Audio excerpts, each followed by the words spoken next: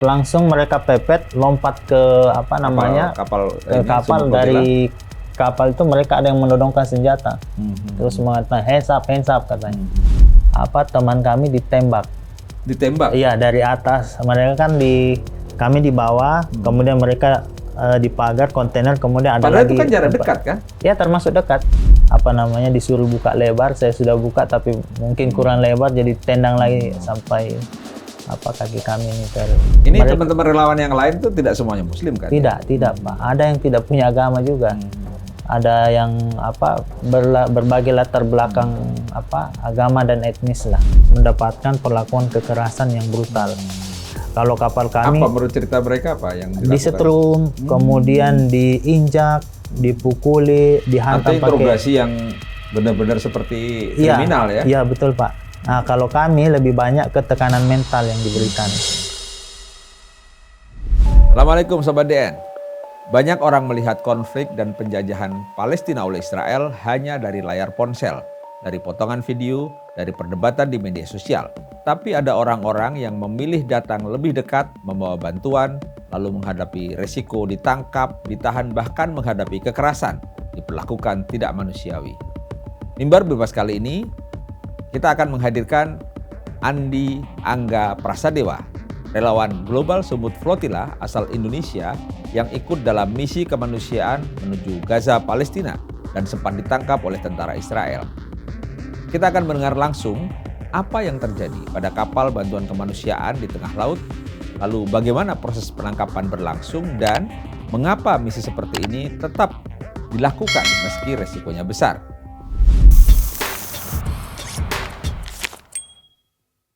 Sudah bersama kita Mas Andi Angga Prasadewa, salah satu relawan Global Sumut Flotilla yang sudah datang ke Indonesia kembali setelah penangkapan oleh tentara Israel dalam misi kemanusiaan menuju Gaza. Mas Angga, terima kasih sudah hadir. Alhamdulillah. Sama-sama, sudah selamat kembali ke tanah air ya. Alhamdulillah. Terima kasih sudah diundang Pak. Sebelum kita cerita yang mungkin bagi sebagian orang itu dramatis dan mungkin juga mengerikan barangkali ya. Kita ingin tahu dulu, mungkin pemirsa juga ingin tahu, kalau perjalanan Mas Angga sebagai relawan itu sejak kapan sebenarnya? Berawal di tahun 2014. 2014 ya, itu saya masih kuliah. Oh, masih kuliah. Ya, kuliah di mana? Di UNCEN, Universitas Cendrawasih di Jayapura, di Papua ya. Menjadi relawan rumah zakat. Memang sudah jadi relawan rumah zakat waktu itu. Di 2014 kami menyalurkan, kemudian memberikan bantuan untuk masyarakat yang ada di Papua. Apa sebenarnya yang paling, katakanlah ya, titik ketika kemudian pada akhirnya bergabung dengan Global Sumut Flotilla? Sebenarnya dari kami itu ada ribuan Pak yang juga siap untuk ikut berlayar. Cuman memang alhamdulillah kami diterima dan bisa ikut berlayar. Pas di briefing sebelum berangkat sebenarnya sempat cemas karena akan disampaikan nanti akan seperti ini perlakuannya, dan melihat juga testimoni melihat dan mendengar testimoni dari teman-teman yang sebelumnya sudah ikut juga, wah ini sepertinya sangat menantang memang perjuangannya. Tetapi kembali lagi kami dikuatkan oleh teman-teman juga yang ikut. Kami di Turki itu yang ikut tuh banyak orang tua juga Pak, sehingga kami wah luar biasa ini. Jadi kami memang dipersiapkan ya, maksudnya dipersiapkan itu ada semacam briefing, pelatihan gitu ya? Iya, jadi Global Sumut Flotilla ini perjalanannya sudah beberapa kali. Iya. Ini Global Sumut Flotilla 2 ya? Iya, 2.0 untuk misi yang kali ini ya? Kali ini. Tapi perjalanan untuk MBG ini ya, menembus blokade Gaza, ini sudah mulai sejak 2008. Saat kami diberikan pelatihan sejarahnya, kemudian misinya seperti apa. Dan tentu ketika pelatihan, briefing, dengan ketika benar-benar terjadi penangkapan itu kan pasti ada suasana yang berbeda dong. Ya, Kronologinya seperti apa sebenarnya? kalau kami perjalanannya itu dari pelabuhan Marmaris Turki, Marmaris Turki. kemudian kami mampir di Antalya, masih di Turki. juga Ya, di sana kami 2 hari karena memang mempersiapkan lagi yang belum sempat disiapkan, termasuk di kapal kami sendiri ada kendala teknis. Sehingga kendala teknis itu dipersiapkan lagi, diperbaiki. Kemudian kami jalan di hari keduanya itu tanggal 17 Mei. Ya, Mei Pak, tanggal 17 Mei 2026 ya. 26 pagi, kemudian tanggal besoknya kami di intercept gitu, tanggal 18. Jadi baru 1 hari ya sebenarnya. Baru 1 hari. Baru 1 hari. Terus langsung ketika penangkapan itu bentuknya seperti apa? Apakah kapalnya dicegat, dikasih peringatan, nggak boleh masuk atau seperti apa? Kalau yang saya amati memang kami dipantau ya, dipantau, tapi kami nggak waktu itu melihat kapal angkut, cuman kami pikir itu adalah kapal angkut biasa dan tidak ada aksesoris militernya. Ternyata kapal angkut itu bergandengan dengan kapal militer. Sehingga pas kami sudah melihat kapal militer, wah ini kita akan diculik, sudah berprasangka seperti itu di pagi-pagi hari dan kami mempersiapkan diri. Ketika ada kapal mendekat yang itu tahu kapal militer itu, siapa yang pertama kali memberi peringatan bahwa ini kita akan ditangkap dan seterusnya? Teman-teman yang ada di kapal itu, di kapal itu kan ada strukturnya Pak ya. Ada kaptennya, kemudian wakil kaptennya, kemudian ada kru. Ada komunikasi nggak sebelumnya dengan kapal Israel ini ketika mau mendekat dan? Oh nggak ada Pak, kita di jam langsung. Komunikasi kami di jam, jadi kami nggak bisa melakukan komunikasi ke teman-teman yang lain, memberitahukan gitu. Apa yang terjadi waktu kemudian mereka langsung masuk gitu aja? Iya, mereka langsung menyampaikan. Berapa personel tuh?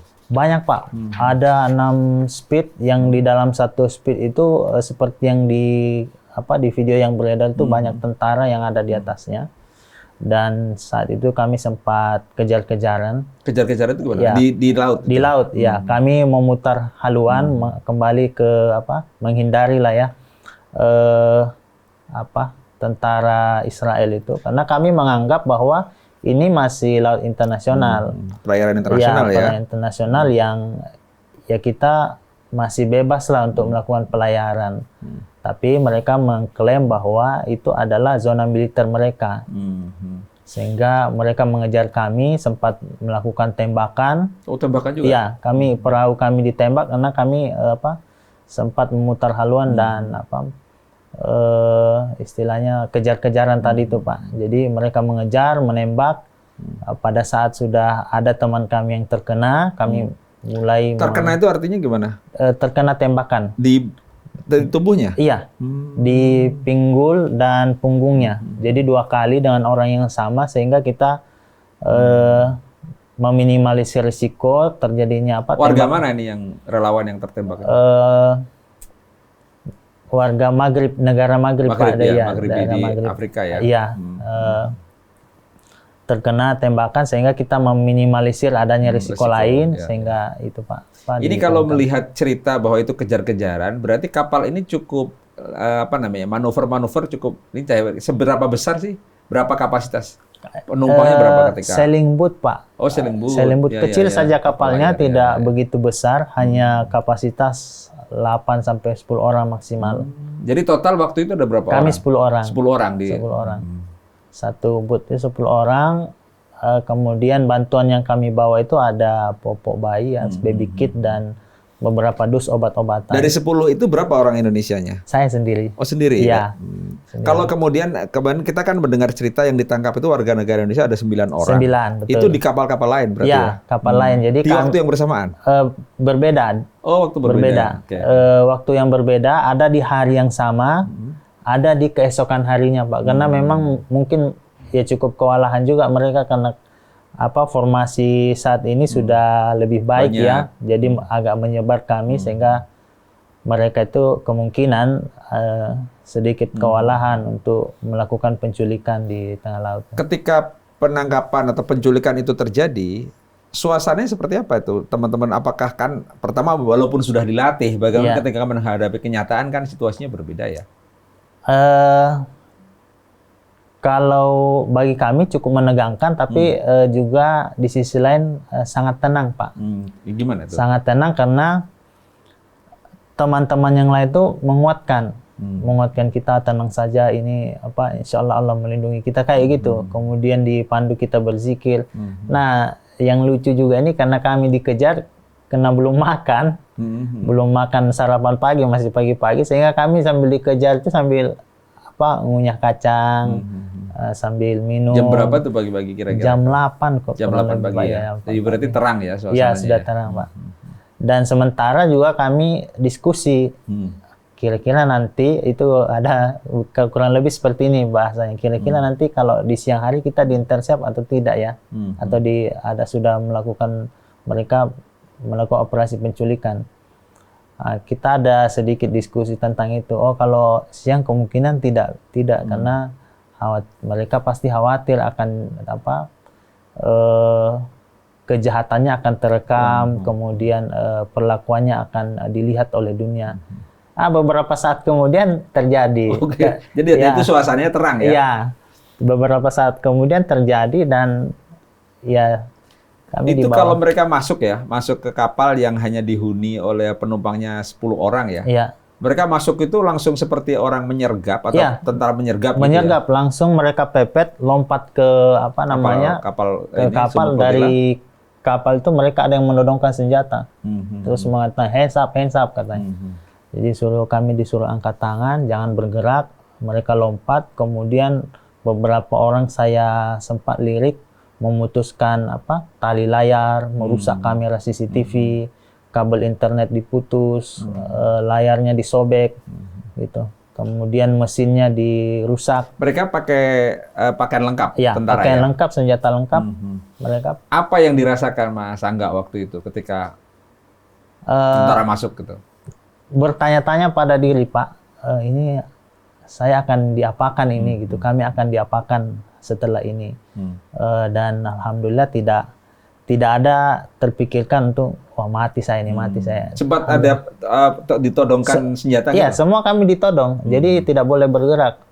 Ya, kami karena tadi itu sudah ada teman yang tertembak, jadi kami teman menyampaikan ikuti saja kemauan mereka dulu. Gitu.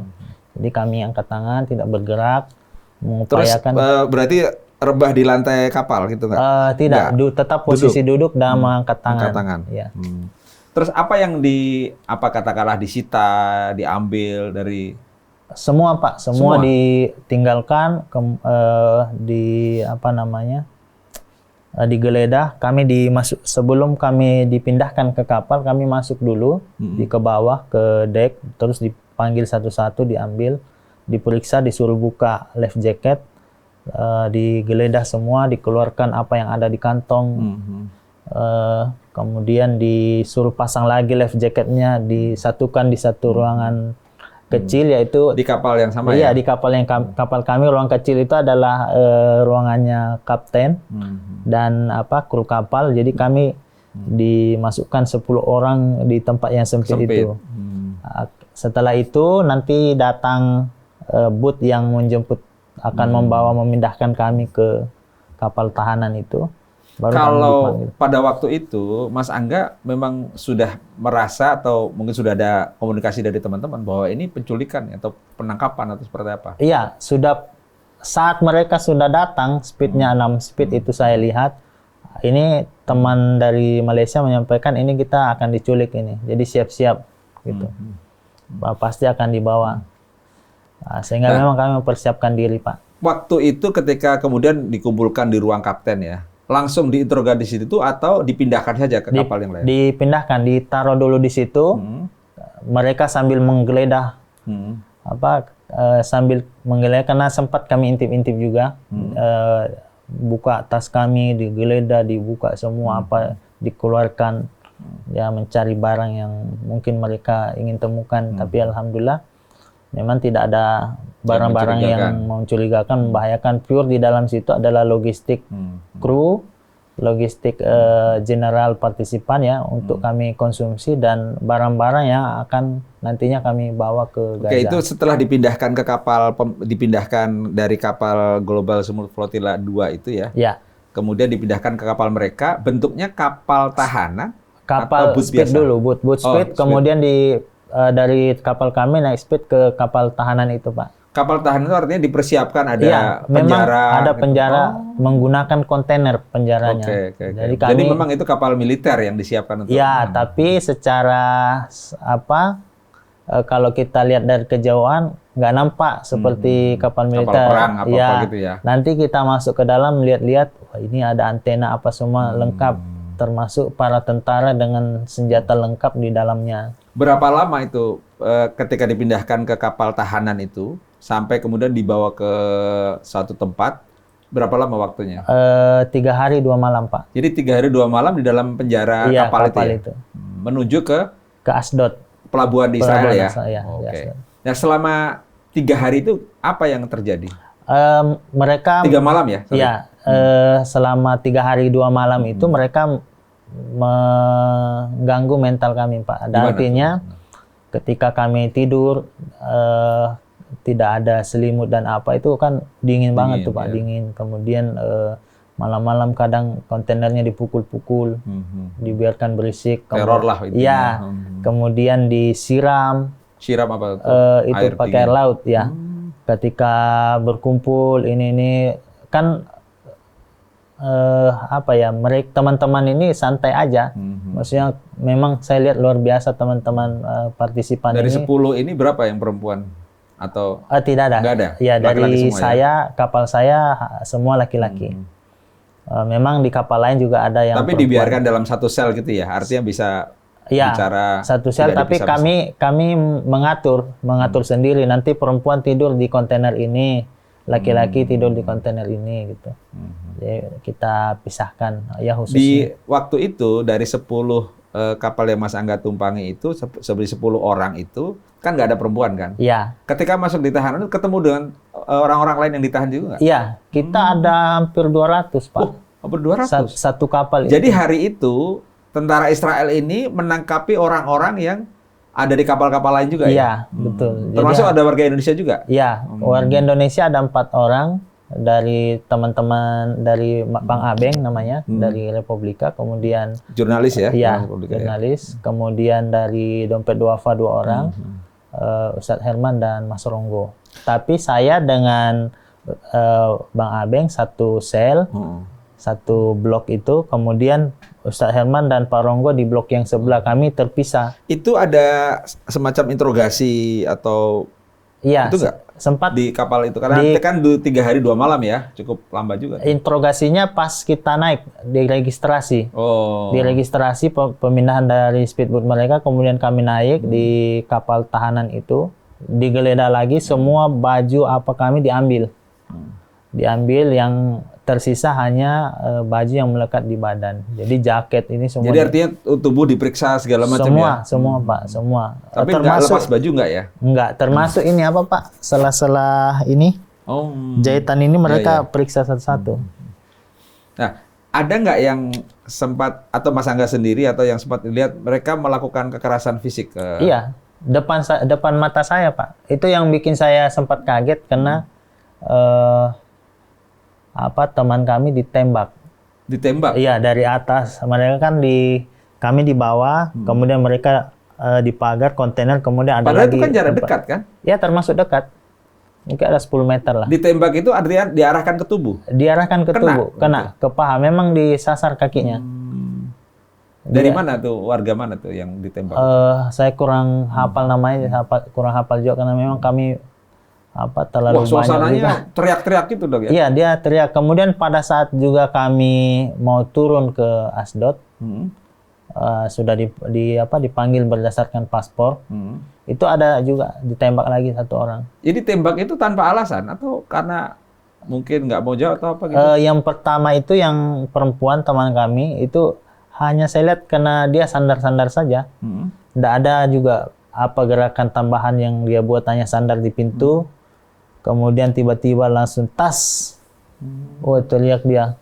Dan itu kan keras juga kan suaranya kalau Iya. ada tembakan kan, Betul. di dalam ruangan kan di kapal ya. Memang suara tembakannya kena apa, peluru karet ya, jadi tidak seperti apa bunyi tembakan. Tapi ya namanya tajam. juga tetap tembakan dan Iya, jarak dekat betul. lagi kan. Nah ketika interogasi, kata waktu pemindahan itu apa saja yang ditanyakan? Ditanyakan siapa nama kaptenmu, siapa kaptenmu, kamu kapalnya apa, gitu. Jadi kami diam saja, tidak menjawab. Oh memang di briefingnya begitu ya? Di briefingnya pada saat di ini apa namanya? Di pelatihan. Di pelatihan Pak. Tapi pada saat di intercept memang tidak sampai detail ketika ditangkap akan ditanyakan itu. Jadi saya mencoba untuk diam saja. Itu ketika diam itu tidak mereka lalu melakukan kekerasan atau apa enggak? Atau gimana? Sebelumnya Pak, pada saat digeledah itu mereka sempat tendang ini betis saya karena apa namanya disuruh buka lebar, saya sudah buka tapi mungkin kurang lebar, jadi tendang lagi sampai kaki kami ini terlepas. Di antara 10 orang atau mungkin ya dari 200 orang yang semua ditangkap di kapal itu ya, dipindahkan ke kapal penahanan itu, gimana tuh ekspresi para relawan ini ya? Apakah ada yang atau tenang saja semua karena sudah ada briefing, ada pelatihan, atau ada juga yang terteror gitu ya? Iya. Terintimidasi kan pasti. Saya melihat dan cerita ke beberapa teman. Kebetulan ini pelayaran pertama kami, khususnya yang Indonesia. Ternyata banyak di antara mereka sudah lebih dari 1 kali. Ada yang 3 kali, jadi ada yang tanda kutip sudah punya pengalaman lah ya. Ada yang 4 kali. Saya dalam hati berbicara, wah luar biasa mereka. Mereka dan ini nggak takut ya? Nggak takut, dan bagi kami yang Muslim malah luar biasa. Kita yang ini teman-teman relawan yang lain tuh tidak semuanya Muslim kan? Tidak Pak. Ada yang tidak punya agama juga. Ada yang berbagai latar belakang agama dan etnis lah. Ketika udah pasti ditangkap, ditahan, bahkan tidak ada kepastian kan? Ya. Itu apa yang dipikirkan atau dirasakan Mas Angga tuh? Wah, nggak pulang nih misalnya, atau gimana tuh? Saya cuman mikir nanti kita diapain ya, habis ini diapain lagi ya, cuman mikir itu Pak. Kemudian teman-teman yang sudah beberapa kali di intercept menyampaikan kamu kuat ya, kamu kuat, semua kamu kuat ya, kamu ini insya Allah semua itu yang cepat. membuat Ya. menjadi tenang ya, mereka udah pengalaman ya. Iya, apalagi sudah tua-tua Pak. Iya, sudah tua-tua, jadi wah kita masa yang muda-muda kalah sama yang tua gitu. Iya. Itu yang membuat tenang ya. Iya. Lah, ada nggak kepikir misalnya keluarga atau apa ketika? Kalau itu pasti Pak. Saya cemaskan ibu saya. Tapi memang sebelum masih di Antalya itu saya sempat video call. Saya sampaikan nanti kalau besok atau lusa, kalau sudah tidak saya balas WA, ini logat Makassar ya, WA tak, berarti kemungkinan besar saya sudah diculik itu. Jadi siap-siap saja. Ibu gitu. ada di mana? Di Makassar. Di Makassar. Ya. Wah, di pesan gitu ibu gimana? Di video kan kelihatan. Cuman, kaget ya, terkejut, berekspresi terkejut. Jadi bagaimana itu Kak? Dia bilang. Ya, ibu bilang, ya kita berdoa saja. Kita itu berarti kalau bahasa Sulawesi kita itu beranda ya. Kita berdoa saja. Semoga kami semua di sini diberikan keselamatan. Gitu saja. Wah, berarti ibu juga secara mental udah, dan keesokan harinya ya, terjadi ya. sudah diculik. Oke, kemudian setelah dibawa ke Asdod itu kan 3 hari 2 malam ya? Iya. 3 hari 2 malam. Sampai sejauh apa yang terjadi atau yang dilakukan oleh para tentara ini? Kalau teman-teman yang kapal yang lain, karena ada beberapa kapal penjara Pak. Kalau teman-teman yang di kapal yang satunya, itu hampir semua mendapatkan perlakuan kekerasan yang brutal.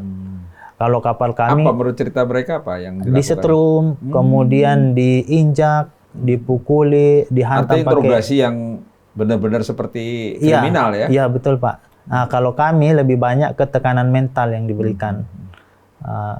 Kalau mereka tidak hanya fisik juga sama, tekanan mental juga diberikan. Tapi memang perlakuan fisiknya luar biasa ini, kekerasan fisik yang kan ini didapatkan. ya, kan bagaimanapun kalian teman-teman relawan ini satu sama lain masih bisa berkomunikasi langsung ya?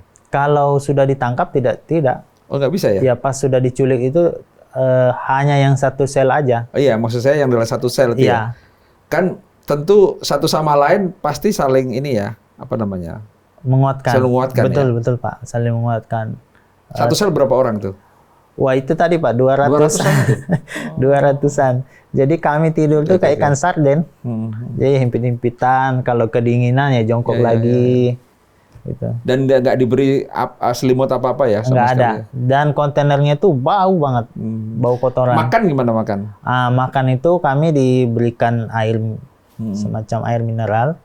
Ya, tapi mereka juga memberikan mereka buang dari atas. Dibuang. Jadi kayak ngasih makan binatang. Iya, dibuang, rotinya juga dibuang aja gitu. Jadi nggak boleh sendiri-sendiri berserakan gitu? Iya. Ya, tapi rotinya itu kan dia satu plastik besar, jadi ada beberapa, ada banyak yang dibuang. Makan 3 kali sehari tetap atau enggak?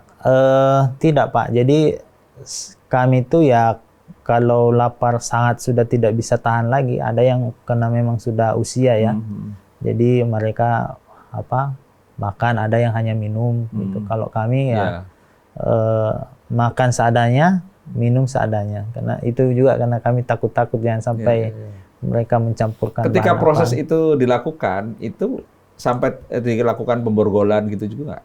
Iya, semua diborgol. Semua diborgol pakai kabel tis. Ini masih ada Pak. Tadi saya sudah gosok-gosok ini pas di rumah. Ya. Ini masih ada. Oh Pak. iya itu. Bekasnya ini masih banget ada. Tuh ya apa? Sudah ini tadi saya udah mulai kering, jadi saya Itu begitu masuk sel dilepas atau masih diborgol terus? Masih diborgol, kami diborgol. Jadi selama di perjalanan di kapal tahanan itu diborgol terus posisinya? Oh tidak. Nanti pada saat sampai di Asdod itu diborgol pakai tali tis. Nah disitulah kalau kapal kami mulai perlakuan kerasnya di situ. Jadi dipanggil satu-satu paspor, kemudian dipukuli. Turun ke bawah. Itu? Iya, sebelum turun kapal dipukuli. Nah kami nggak dipukuli itu apa alasannya? Maksud saya kurang ini juga Pak, mungkin ya untuk kesenangan atau random saja. Jadi bukan karena ditanya diam apa enggak? Enggak, tiba-tiba kayak saya kan pas dibawa dari kapal turun ke bawah kan ada tentara lewat mukul saya. Setiap lewat ada yang tendang gitu. Jadi memang random saja, berdasarkan kesenangan mereka. Terlalu sakit sampai nggak bisa jalan nggak, masa nggak? Oh iya, yang pas mau di videonya Menteri Pertahanannya itu kan kita disujud dan ikat ke belakang tangan. Itu sebelum ke situ kami digeledah lagi, diperiksa. Nah setelah penggeledahan itu saya mau jalan, tendangan masuk di paha sebelah kiri. Nggak bisa jalan, saya langsung tersungkur, kemudian 2 tentara langsung angkat. Jadi nggak bisa, saya diangkat paksa, nggak bisa jalan normal dan ditaruh di situ. Oke, dari Asdod itu kemudian dibawa kemana? Dari pelabuhan tuh? Dari pelabuhan, proses imigrasi, kami ketemu dengan lawyer. Seperti yang saya cerita tadi Pak, lawyer kami menyampaikan bahwa kalau kamu ditanya tidak usah menjawab, jawab saja no comment. Nanti ini lawyer dari mana, Mas Angga? Dari Adalah. Dari Adalah. Ya, nama lawyernya Adalah. Memang sepengetahuan kami Adalah ini ditunjuk sebagai mitra lawyernya. Jadi law firm ya? Iya. Law firm ya? Iya. Berkantornya di mana tuh? Turki? Saya kurang paham juga Pak. Cuman memang mereka punya cabang di Tel Aviv ya. Artinya mereka bisa berpraktek di Tel Aviv ya? Iya. Nah, di Asdod itu dibawa ke tahanan di daratan juga kan? Iya. Setelah dari imigrasi itu, kami dibawa ke tahanan. Dan di sana juga masih terus ada perlakuan kekerasan fisik maupun mental. Kalau saya kan diinterogasi berlanjut atau gimana? Berlanjut interogasi, ditanya. Apa sih sebenarnya yang ditanyakan? Mereka random juga pertanyaannya, kamu dari mana? Terus kamu ngapain kamu mau ke Gaza gitu. Jadi saya nggak jawab aja, diam aja. Terus setiap saya dibawa, karena satu tentara dibawa, kamu mau ke Gaza ya? Hah? Terus dicekek saya lehernya. Kamu ke Gaza? Ngapain kamu ke Gaza? Oh, gitu. intinya menteror aja ya? Iya. Jadi bukan interogasi dalam arti ada list pertanyaan lalu kita menjawab gitu iya, ya? tidak Pak. Kamu mau mati ya? Gitu. Jadi, ada nggak yang secara spesifik kemudian disodorkan sesuatu untuk katakanlah dibaca, tanda tangani, berita acara gitu? Ada pada saat di imigrasi. Di imigrasi yang di pelabuhan itu Pak. Tapi kami sudah disampaikan jangan menandatangani apapun. Apa itu yang yang di dalam sesuatu yang harus ditandatangani itu apa isinya? Kalau sebenarnya? tidak salah itu dokumen deport. Nah, dokumen deport untuk itu deportasi. Iya, deport juga itu di situ tidak tertera kami akan dideportasi kemana dan berapa hari. Nah, hanya kosong. Khawatirnya kalau ditanda tangan mereka mengisi sendiri dideportasi ke misalnya ke penjara, ke Israel misalnya. Kemudian sekian hari nanti kita bisa ditahan. Jadi sampai akhir nggak menandatangani apapun? Tidak. Mereka nggak marah tuh? Hanya mengancam. Mengancam, kau tidak pulang kalau nggak tanda tangan. Kamu nggak pulang kalau ini gitu. Tapi tetap nggak ditandatangani, semua nggak ditandatangani? Iya, tidak. Nah, terus sampai tetap akhirnya ada proses itu seperti apa? Saya tidak tahu pasti Pak bagaimana prosesnya, tetapi selama kami di sana itu memang kami tidak bisa melihat apa-apa ya di sekeliling karena jalannya disuruh tunduk, lehernya dipegang gini sambil itu jalan. Itu berapa lama total ya? Berapa hari itu ya sejak ditangkap? 1 malam Pak. Sejak ditangkap dari kapal sampai kemudian dibebaskan? 4 hari, kurang 4 hari. Nah, ini kan secara umum komentar-komentar atau statement warga Indonesia yang ada di tanah air kan support ya. Tapi ada juga kadang-kadang yang menganggap ini para relawan ini bikin susah pemerintah kan gitu kan. Kadang-kadang namanya juga netizen kadang-kadang. Kalau pernah membaca itu nggak? Apa respon dari Mas Angga dan teman-teman mungkin relawan? Iya, dalam hidup bersosial kan ada pro kontra Pak ya. Ya itu hak mereka juga untuk menyampaikan pendapat mereka. Yang jelas ini tidak menyusahkan pemerintah karena memang bagian dari tugas pemerintah adalah melindungi warga negara mereka yang mendapatkan perlakuan yang saya kira melanggar hukum internasional ya. Itu pertama. Kedua, ya banyak juga yang ngapain sih lu ke sana habis-habisin duit gitu. Bakar-bakar uang katanya. Mereka Israel ini kan juga mereka tidak sedikit mengeluarkan biaya untuk menggenosida rakyat Palestina selama 78 tahun kurang lebih. Jadi kalau kita mau berjuang ya kita juga harus bakar semangat, bakar uang lebih banyak lagi. Artinya kita harus pengorbanannya lebih besar juga karena yang menurut saya semakin besar perjuangan yang ingin kita atau hasil yang ingin kita capai, ya semakin besar juga pengorbanan dan perjuangan yang kita keluarkan. Kalau dari sisi konsolidasi, katakanlah relawan dan para pejuang yang mau membantu menyalurkan bantuan ke Gaza ini, itu di Indonesia ketika sebelum berangkat berkoordinasi dengan lembaga-lembaga lain nggak? Misi ini? Saya kurang tahu seperti apa persisnya Pak, karena memang yang mengurus itu teman-teman dari GPCI ya, Global Peace Convoy Indonesia, di mana Global Peace Convoy Indonesia ini adalah gabungan NGO yang konsen terhadap isu-isu Palestina dan kemanusiaan. Ada pengurusnya dan saya kira sudah melakukan prosedur yang sekiranya terkait dengan koordinasi, administrasi, surat menyurat terhadap lembaga dan kementerian terkait itu saya rasa sudah Pak. Karena sebelum kami berangkat juga steering komite kami sudah berkoordinasi di Turki melalui KJRI. Artinya Mas Angga tahu bahwa ada upaya-upaya diplomasi juga di persiapan kalau terjadi hal seperti ini ya? Iya, sudah ditempuh Pak, setahu saya. Oke, baik. Kemudian setelah akhirnya terjadi dan kemudian tahu bahwa akan dibebaskan tuh kapan tuh? Kami sebenarnya tidak tahu akan dibebaskan, hanya disuruh keluar, diborgol lagi, dinaikkan ke dalam mobil tahanan, yang mobil tahanan itu sangat tertutup.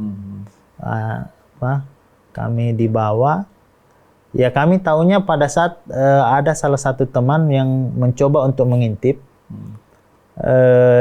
wah ini kita ada tower ATC nih, berarti kita akan dibawa ke bandara. Ternyata betul, kita begitu sampai kita disuruh turun, tidak langsung turun Pak, jadi mobilnya mutar-mutar dulu, menunggu lama, kemudian beberapa lama kemudian borgolnya dibuka, terus mobil lagi jalan lagi sampai di mungkin depan pintu, kemudian pintu mobilnya dibuka, kemudian kami disuruh masuk ke dalam. Mas Angga tahu bahwa kemudian ada sekian WNI, ada 9 yang kita tahu yang bersama-sama itu di kapan itu? Waktu pembebasan itu?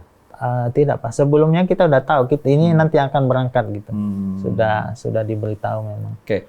Nah, kalau melihat proses ini sampai kemudian ada pro kontra segala macam itu, ya tentu apa sebenarnya yang sampai sekarang ya sikap Mas Angga dan para relawan ini, kan sebagian orang skeptis ya tentang Global Sumut Flotilla ya, kan udah beberapa kali juga kan, dan katakanlah kalau dibilang sebagai sesuatu yang kemudian berhasil mencapai Gaza, bantuan sampai, itu kan mungkin kecil ya dalam konteks ya Global Flotilla ya. Nah, apa kalau Mas Angga menanggapi respon yang seperti itu, katakanlah yang agak skeptis dengan misi ini?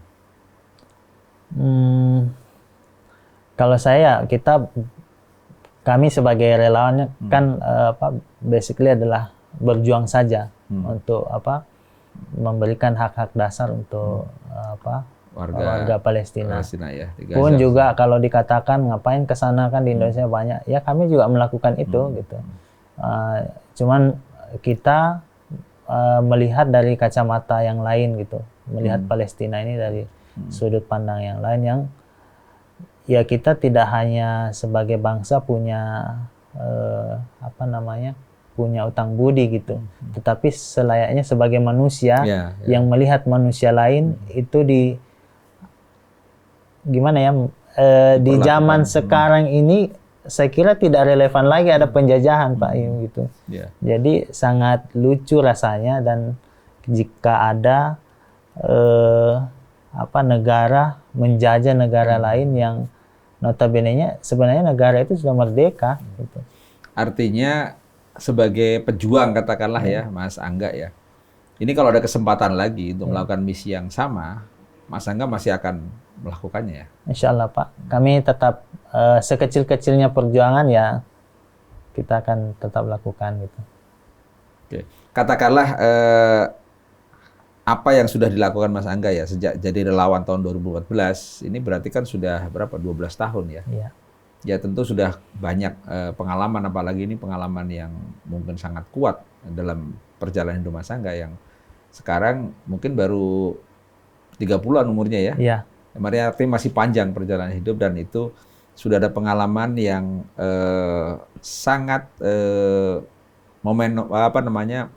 monumental sebagai seorang relawan. Kira-kira kalau Mas Angga diberi kesempatan untuk memberikan katakanlah statement kepada kawan-kawan, mungkin di luar relawan juga, anak-anak muda di Indonesia, apa yang ingin disampaikan? Tentunya saya mengajak semua warga negara pertama mendoakan rakyat Palestina, rakyat Gaza yang saat ini masih ada 9.000 lebih yang dalam tahanan. Mereka disiksa, mereka dibunuh, mereka dilakukan mereka mendapatkan perlakuan secara kasar dan tidak manusiawi. Di antara 9.000 itu ada 400 anak-anak yang juga ikut dipenjara di dalamnya. saya mengajak kita semua untuk mendoakan mereka. Kita doakan mereka diberikan kebebasan, diberikan kemerdekaan. Kemudian juga jangan bosan untuk melakukan kebaikan.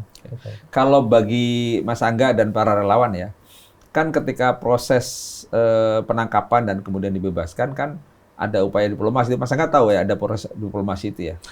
Kecuali ada ini ya? Ya, saya terus terang tidak begitu paham Pak terkait proses-proses itu.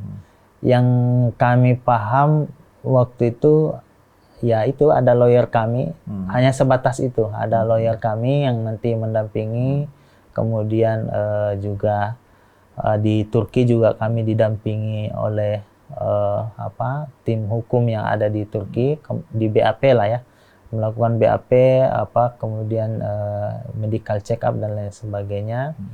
Terkait ada diplomasi atau ada upaya-upaya di balik itu, saya kurang memahami hal itu, Pak. Terakhir nih ya, soal sikap, katakanlah kalau tentara Israel kan jelas ya, tapi kesan bahwa bantuan kemanusiaan itu lalu dianggap ancaman, katakanlah mungkin bagi Israel atau yang lain. Dari sisi lain, para relawan ini kan dengan misi ini kan ada exposure segala macam. Apakah ini menjadi bagian dari yang ditargetkan dalam misi ini supaya dunia internasional juga makin punya kepedulian gitu? Iya, misi utama dari Global Summit ini kan mau menembus blokade Gaza, Pak. Kemudian yang kedua, memberitahukan kepada dunia bahwa masih ada loh ini negara Palestina yang terjajah. Kemudian framing-framing yang dilakukan oleh Israel memutarbalikkan fakta. Sebenarnya itu juga bagian dari misi flotilla ini untuk mensiarkan, memberitahukan kepada dunia bahwa Israel itu kejam gitu. Kisah Andi Angga bukan hanya tentang seorang relawan Indonesia yang ditangkap tentara Israel. Ini tentang bagaimana bisa misi kemanusiaan diperlakukan sebagai ancaman. Juga bagaimana hukum internasional diuji dan bagaimana solidaritas sipil tetap berjalan ketika diplomasi global terasa buntu. Pertanyaannya bukan lagi sekedar mengapa mereka berangkat, tapi mengapa dunia membiarkan orang-orang harus mengambil resiko sebesar itu hanya untuk membawa bantuan kemanusiaan. Sampai jumpa lagi di Mimbar Bebas berikutnya. Assalamualaikum warahmatullahi wabarakatuh. Terima kasih Mas Angga sudah hadir.